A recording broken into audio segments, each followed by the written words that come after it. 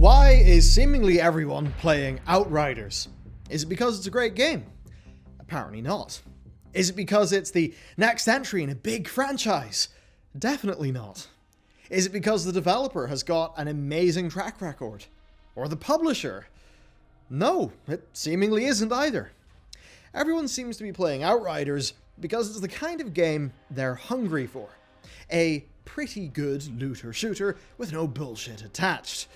And that free demo seems to have helped out as well. So, first things first, is everyone really playing it? No, that is a bit of an exaggeration, but in just a few days, it's already blasted past some of its looter-shooter competition.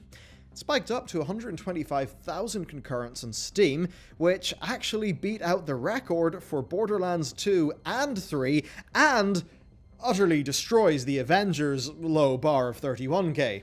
Impressive for a new, full-priced IP, and that's just in Steam. Over on Xbox, it's number 4 in their most played list. Now, we don't know what most played really means, but whatever it means, Outriders is somewhere between FIFA 21 and GTA 5. That is a serious feat, so thanks Game Pass, I guess. Over on PlayStation, we've got even less data. It hit number 6 in the UK physical chart, so we can loosely say it's doing alright. So overall then, for a new IP from a developer that is a bit out of vogue, and in a packed genre, this is a pretty damn major success. There are a ton of people playing it, and now we've got to ask ourselves, why? The obvious first place to look, of course, is the game. So what actually is it? Well, it's a co-op, class-based, third-person shooter by People Can Fly. They're the Polish dev behind the likes of Bulletstorm and Gears Judgment. Fun side note, actually, they were a part of Epic Games for about 3 years, and they did a bunch of work on Fortnite until they split off to make Outriders. So is the game good? Good, yes. Great? Apparently no. The critic score is sitting at 76, about average. Only 63% recommend it. It's got a user score on OpenCritic that's sitting at 6.7. What about Steam reviews then? Ooh, they're mixed. Now, in the game's defense, sort of, a ton of those negative user reviews on the likes of Steam, they're because the game had massive server issues on launch, and of course, it's a game that does have single player but doesn't have an offline mode. We've still been, dealing with this since Diablo 3 in 2011. Come on. Anyway, looking past that, reading into opinion reveals a bit of a gruesome truth. The game doesn't seem to be anything to write home about, honestly. To be a bit more in-depth, most of the complaints seem to target the uninteresting story, the general reuse of content in the game, and there's even division amongst the player base on whether the game feels good to play or not. The combination of third-person shooting and class-based ability usage does actually seem to work out well for some people, but quite a bit less so for others. And we've played a bit of it, not a ton of it.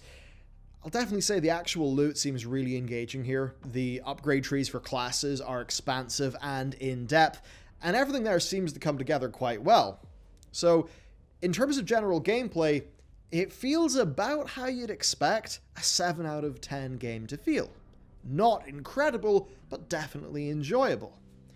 So if the game is so divisive then, why are so many people playing it? Why are we all hearing about it? Well, number one, the demo. Outriders was originally slated for release in late 2020, but it of course got bumped out of the, next-gen plus cyberpunk death quarter all the way to February. And then, as the new year started, it was delayed once more, to April Fool's Day, but that was no joke. April Fool's Day is when it came out. People Can Fly basically felt it needed extra time, but they were happy to make up for that by releasing a free demo in February, which was a no-holds-bar look at the first few hours of the game. This demo drew in over 2 million players, so I'd be willing to put money in that demo being a pretty damn major reason for the game's success. I mean, these days where Game Pass exists and Twitch throws games at people, $60 can be a hard enough sell, especially in PC where the competition is intense.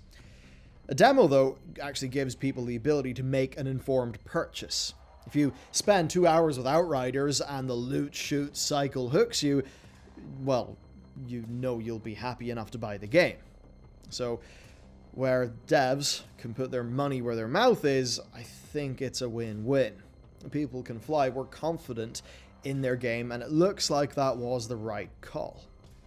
So what other reasons could there be for this game's success? Well, I'd say, being honest, loot shooters are basically catnip for many gamers, especially on PC.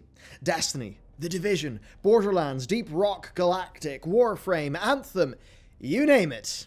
Loot shooters tap into a brutal combination of shooting things feeling good in video games and, well, how a good loot cycle can basically mind control us for hours on end.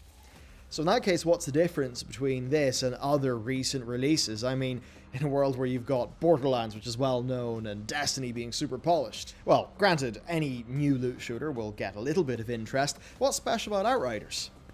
I'd say simple, actually. It's a game, not a live service. People Can Fly explicitly wanted to avoid that label of live service.